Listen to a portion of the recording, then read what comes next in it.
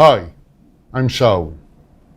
A few days ago, I made a comparison of all sorts of 50mm lenses. I ran it in video because the character of a lens is more evident when shooting in motion picture than in stills. I shot all of those lenses at f2.8 because I thought it matched the settings well. Apart from that, I don't think the aperture really affects the character of a lens. Its depth rendition or its poppiness. Anyway, the different sections of that video were all shot in a large hall with flat lighting. I did not want to help the lenses with directional side lighting that accentuates the shape, the structure of objects in the frame. So I made it hard for the lenses to show their pop.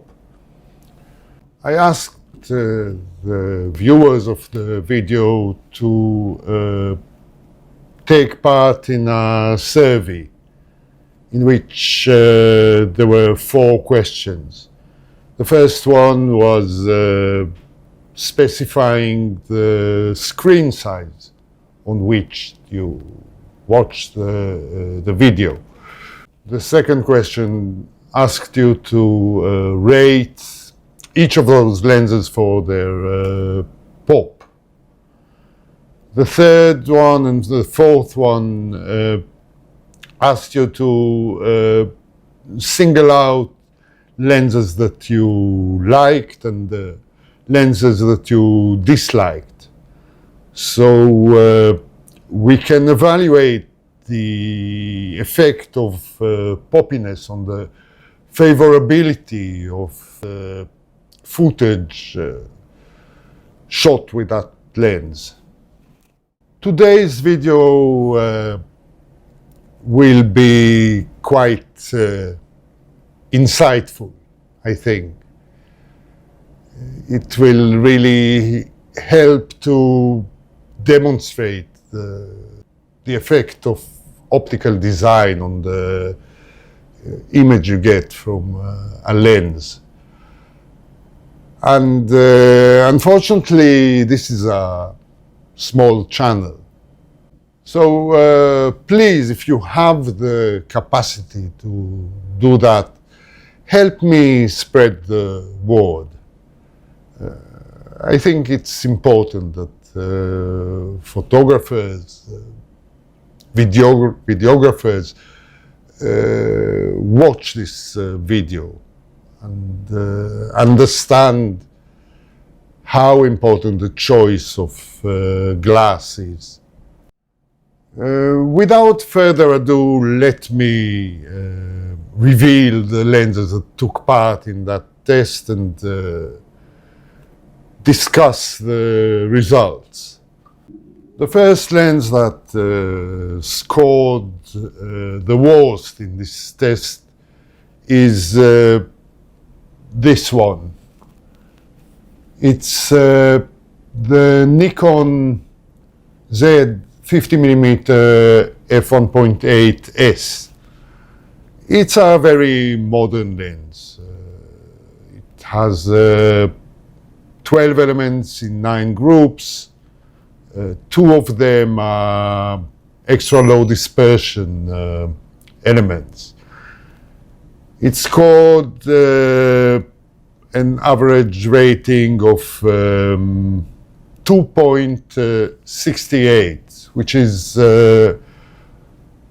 on the flat side, unlike the rest of the lenses, which scored more than 3, which means they are on the poppy side. This lens has a distortion score of 0.08.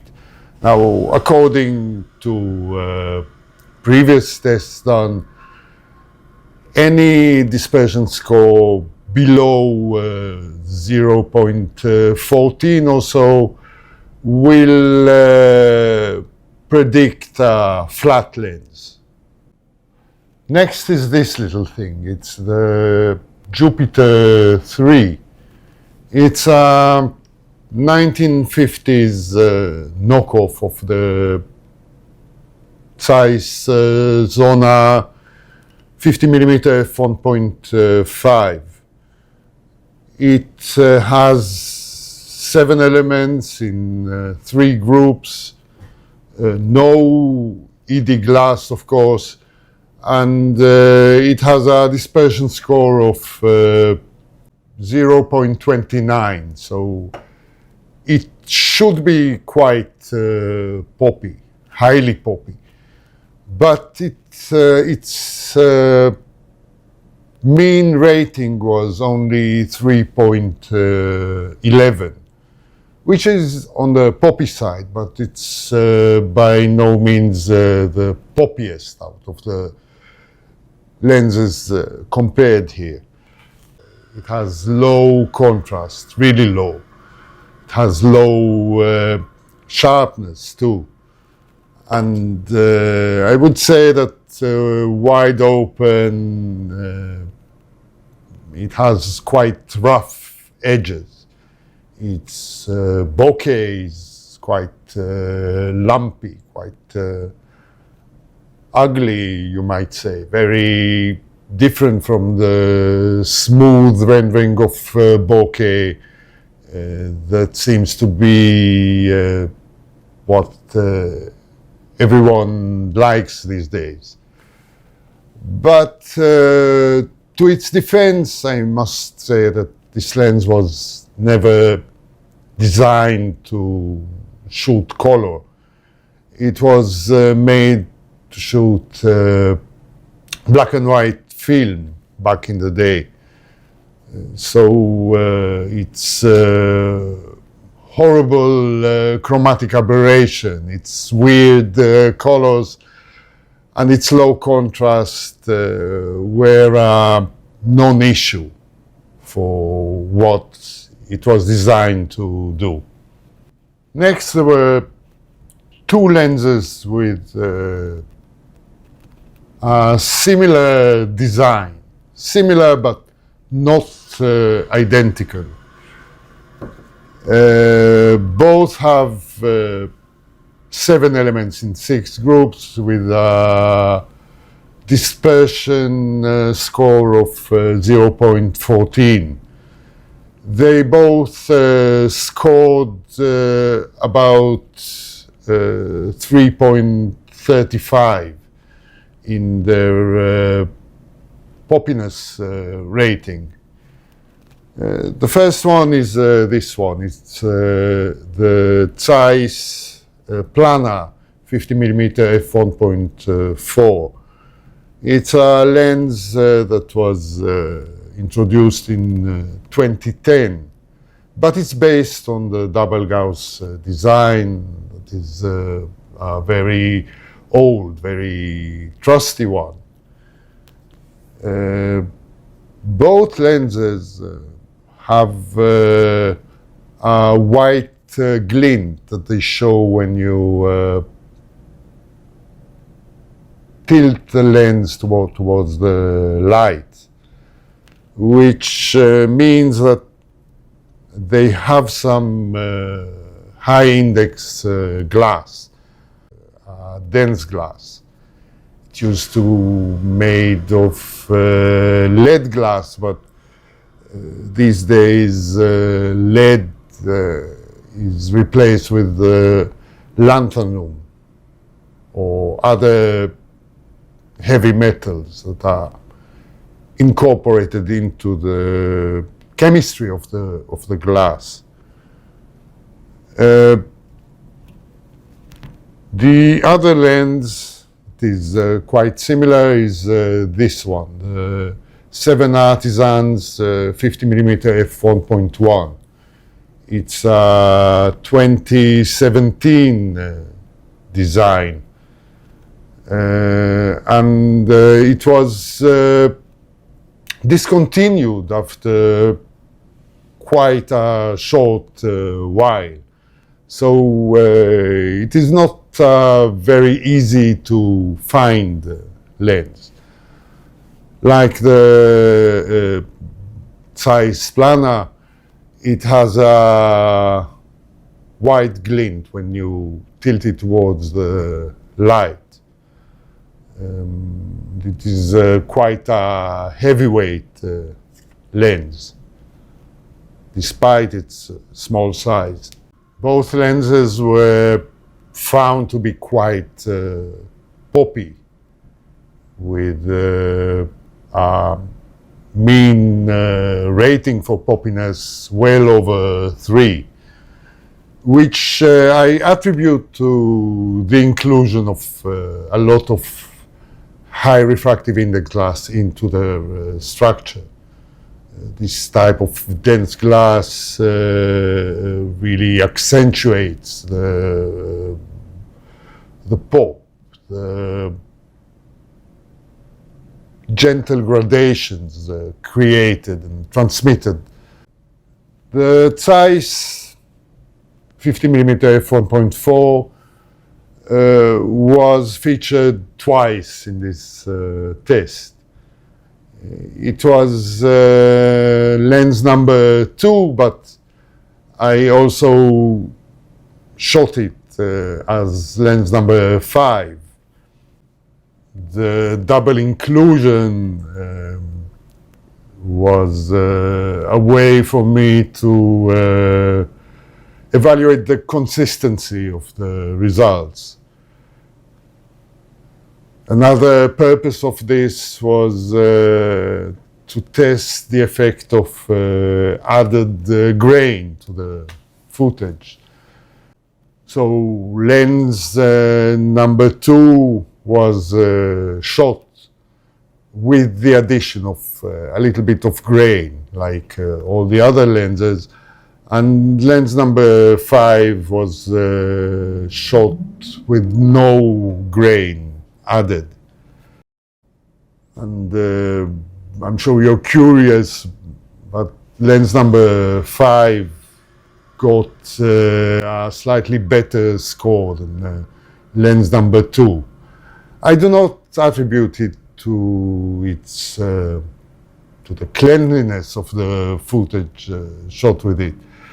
I think it reflects the preceding lens. Lens number 2 was shot after lens number 1, which was the 7 Artisans.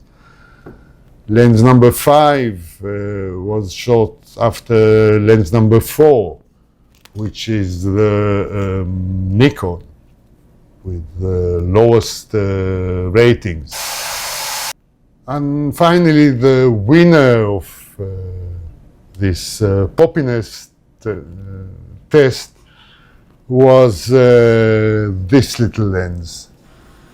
This is the Carl Zeiss Jena 50mm f1.8 Pancola. It has 6 elements in 5 groups, which gives it a dispersion score of 0.17, slightly more than the previous 2 lenses.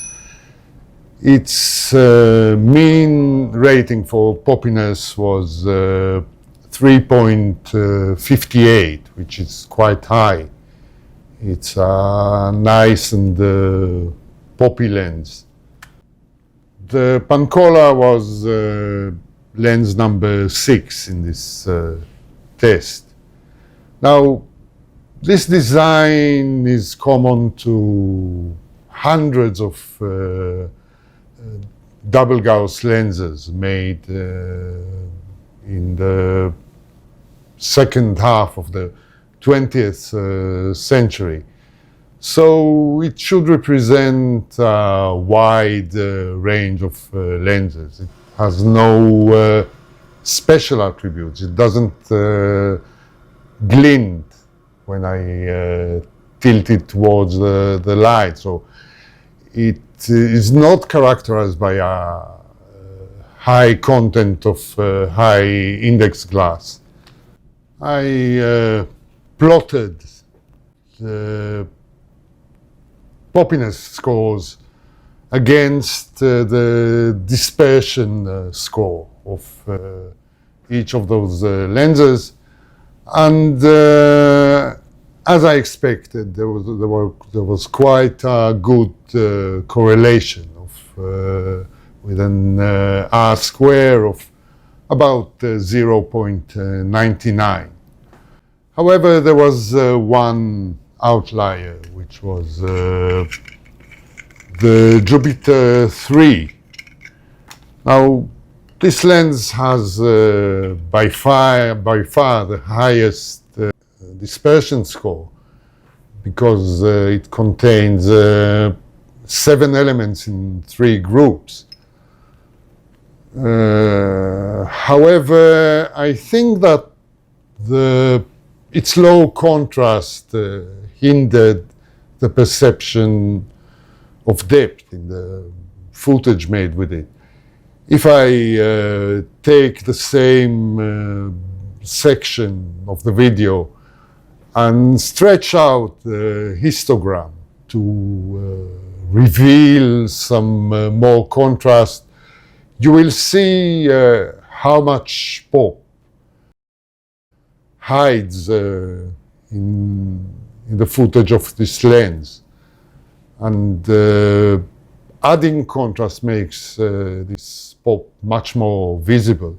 In fact, if I compare the graded footage from the Jupiter 9 to the footage made with the winner of this test, the Carl Zeiss Jena Pancola, you will see that the footage from the Jupiter has perhaps a little bit more pop than the footage made with the Pancola. For all the lenses taking part in this test, I calculated the likability. I did it by subtracting the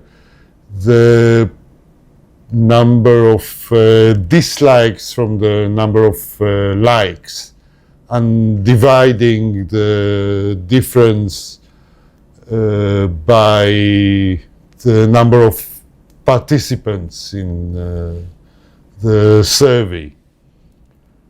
And the likability results or scores were quite different from the Poppiness scores. The 7 Artisans was by far the best liked lens, with a likability score of 47%, while the Nikon was the least liked lens, with a likability score of minus 47%, which is quite low if you think about it. The relation between likability and dispersion score was not very good. The correlation was around 0.2, which means dispersion score alone can perhaps predict the poppiness or the 3D perception provided by a lens, but it cannot predict its likability. There is at least one more factor besides poppiness that is needed to explain the likability. Now, that factor can be made of many things, like resolution, like grain or film-like rendition, like the color profile of the footage, maybe dynamic range, and a lot more. But according to the results of this test, I don't think it's either of them. I tested the effect of added grain to the likability, and if anything, the participants in this survey preferred the clean version of the footage. The size of the screen on which the participants viewed that video did not make a significant difference in their perception. If anything, the higher score were given to the small screens. The only lens that has low contrast, which might lend itself to a higher dynamic range, punched significantly below its weight, both in the poppiness score and in the favorability score. So I don't think dynamic range or the amount of highlight clipping or shadow blocking is playing a great role in the perception of footage. Color profiles are highly subjective, of course, so I think it's more of an artistic choice than a technical character of the. It turns out that the global contrast offered by a lens is significant. I think that the higher the global contrast, the more evident the poppiness of a lens or lack of it would be. When I multiplied the dispersion score by the contrast of the footage, I managed to predict the likability of those lenses with quite a good level of correlation. R square was about 0.97. I had to run a log transformation on the arbitrary contrast scores I gave those lenses before multiplying it with the dispersion score. But then the results make sense. Comparing the footage taken with the 7 Artisans, 50mm f1.1, to that taken with the Nikon 50mm f1.8s is quite revealing when you do it side by side. The Nikon contains ED glass, quite a bit of it. 2 of its 12 elements are made of extra low dispersion glass, and it shows in the footage. It accentuates edges while suppressing the tonal gradation in the areas between them. So both sides of my face look rather similar in their brightness. And the whole image looks a little bit flat, in a way that is rather different from the manner in which we experience the world with our eyes. The Seven Artisans, with its emphasis on high refractive index glass, behaves completely differently. It suppresses the edges, the outlines, while accentuating the tonal gradation between them. So both sides of my face acquire a different exposure or brightness, and that is how we see the world with our naked eyes. So no wonder in that scenario of flat lighting, the footage from the Seven Artisans was much better liked by, at least by the participants of that survey. Those lenses represent quite different, opposite philosophies of lens design. I think that modern lenses like the Nikon are trying to achieve as much resolution as possible, making the most of the new sensors that are taking over the industry. The Seven Artisans is quite a new lens. It was only introduced 8 years ago, but it takes a different approach, an approach that tries to imitate the way we see, which lends itself to shooting organic subjects, natural things.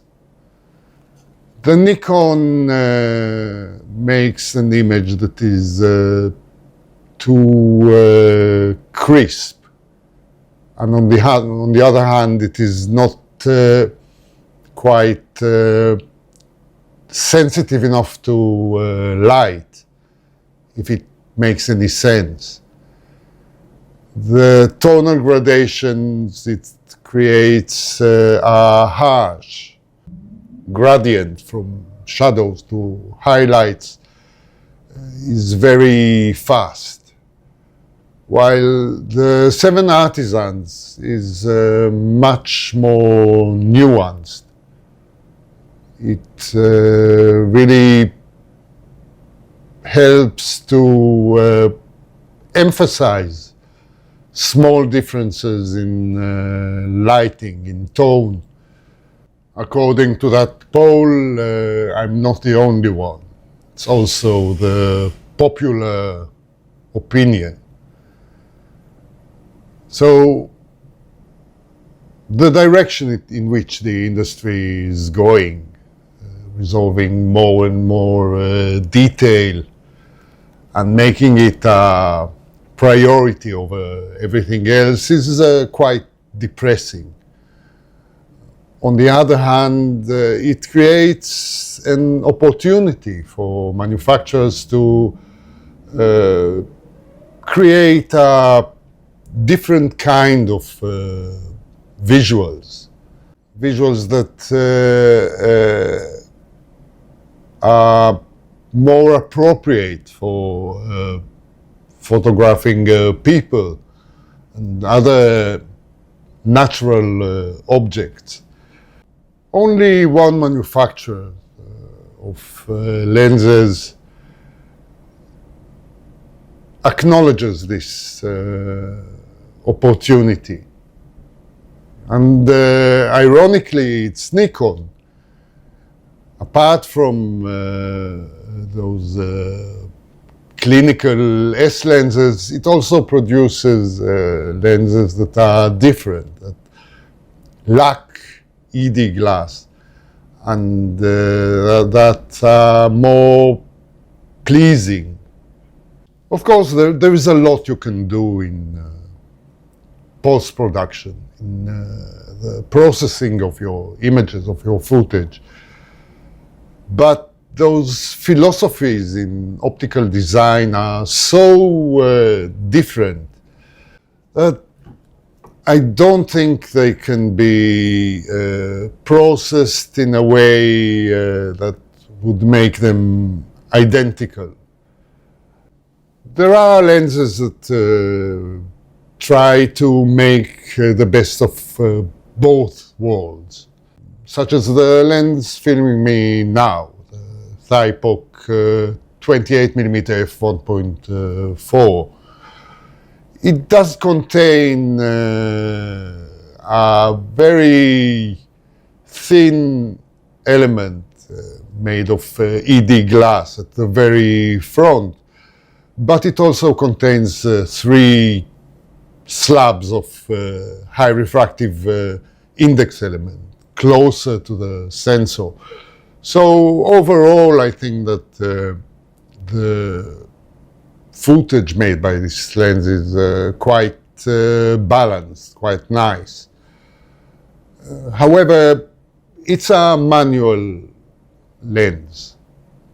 It does not contain any contacts, electronics, so it doesn't communicate with modern cameras. In order to autofocus it, you need an autofocusing adapter, like the one I'm using now.